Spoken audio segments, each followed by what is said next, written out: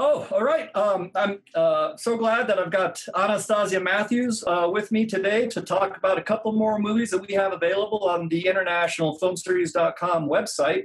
And this time it's kind of interesting because Anna told me that she was actually going to be in Boulder picking some stuff up, and I said, "Hey, come over and we'll do an experiment." And so she actually came over, and we were under the carport, and it was raining, and yeah, and so you can see the still from her side. And behind me, there's a carbon arc projector, which actually was the very first 35 millimeter projector used for the International Film Series. Anna is a projectionist who can do 35, so I really was pleased that I was able to show her that projector. And then below it, there's some like heavy film cans, and I kind of use it as a demo. So whenever people would come over to see movies in my backyard, because I show 16 millimeter movies, well, I did for every summer until this summer. I could give them a little demo of, what 35 was, how it came, and what it, just have them actually feel it and see it. Unfortunately, we got an echo when we were both doing it, so we weren't able to use that. And so we're back here to just really quickly let you all know that we wanted to talk about this like visually stunning debut feature by Joaquin Cosina and Cristobal Leones. It's called The Wolf House. Anna will also weigh in on the Picture a Scientist documentary that I talked about with Aaron last week. But to get to The Wolf House, whoa. Actually, let's show a trailer for The Wolf House right now, and then we'll talk a little bit about it. ¿Qué les parece si jugamos? Un juego divertido que inventé.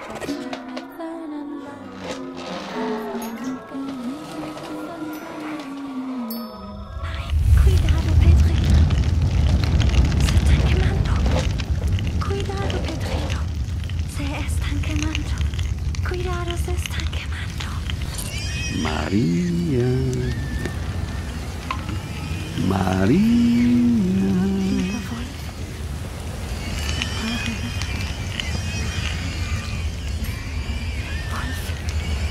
Ich bitte dich. Hilf mir bitte. Du hattest recht. Du musst kommen. He sido muy duro con María, pero le hará bien.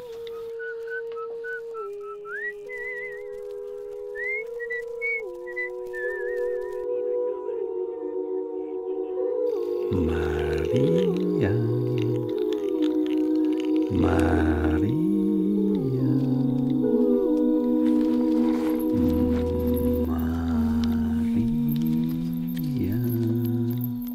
So as you could probably tell from that trailer, The Wolf House features absolutely stunning, really trippy, handcrafted animation, and it had so many layers and textures. I really felt like it was like my retina was being massaged with like undulating images.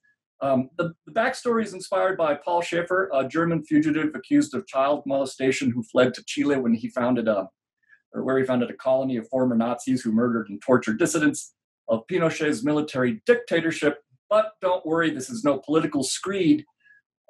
It's more of a marriage of fantastical symbolism and fairy tale tropes. And if you like the surreal genius of Jan Svankmajer or the dream state hallucinations brought on by Linklater's Waking Life, those are both kind of threaded together in this feature with stunning stop motion animation, but really dark overtones.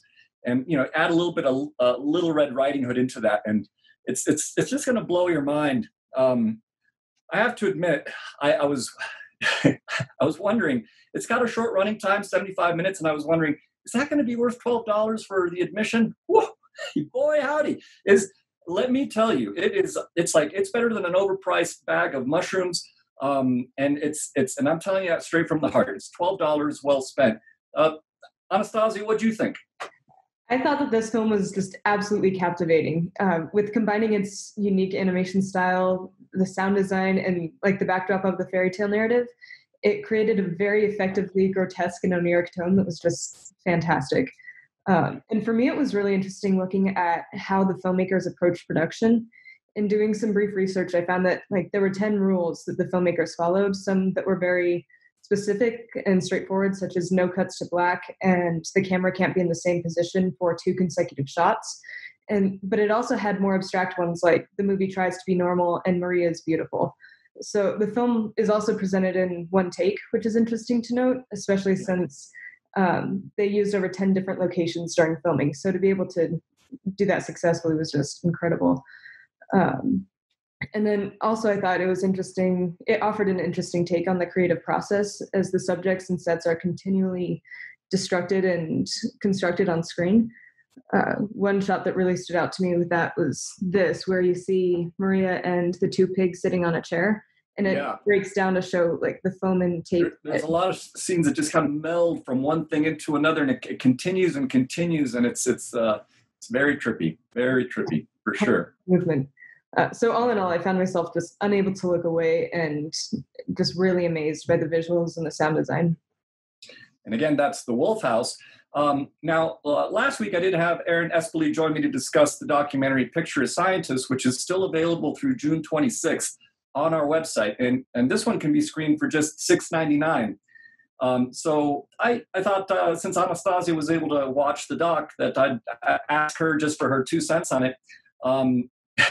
Anastasia, you went from watching previously a doc about an infamously lecherous male gaze movie involving Vegas strippers to then this feature-length documentary about implicit gender bias in academia. What were your highlights? This film really frustrated me in a productive way. And I loved how well-rounded the film was. It started with a discussion on the clear Darwin representation for female scientists, and then moved into more subtle and yet really prevalent issues such as the leaky pipeline, code switching, implicit association. And I loved how it used data in really interesting and innovative ways. Yeah. And, something that I really appreciated in the sense was that in the credits, it offers sources for all of their information that they reference throughout the film. And that even like with documentaries, you don't see that very often. So I found that to be really refreshing. So while the film had a focus on women in science, I think it covered such a breadth of cultural and social information that it became a documentary that's very typical in so many other ways as well.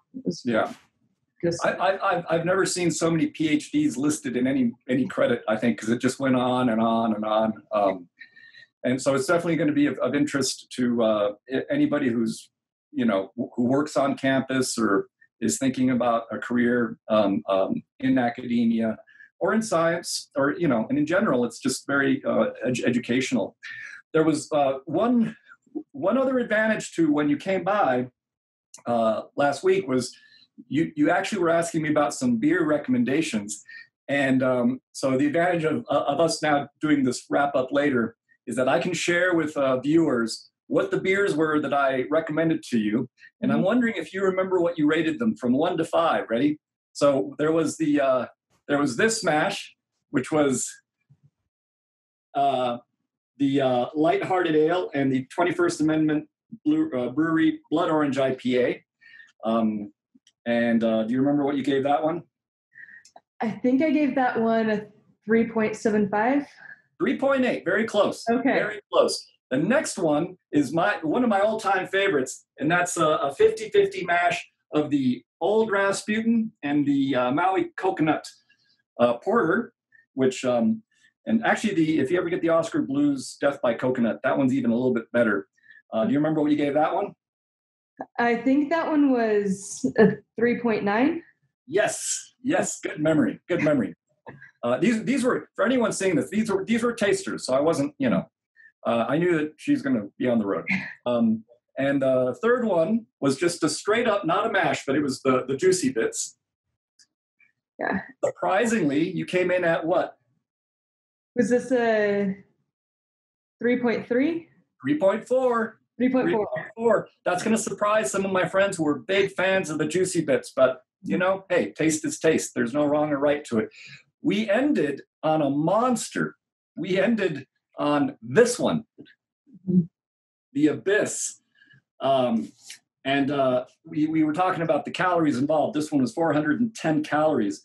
But woo, good stuff, right? Do you remember what you gave this one? This was a 4.0 or... Yes, it was. Okay. That got the highest rating by far, a 4.0. Although it's one that you would only want to get every now and then because it's actually very pricey. Cool. Well, that concludes today's wrap-up and episode for 2 movies that you can watch on the internationalfilmseries.com website. That's The Wolf House, and also The Picture of Scientists, still running through June 26th.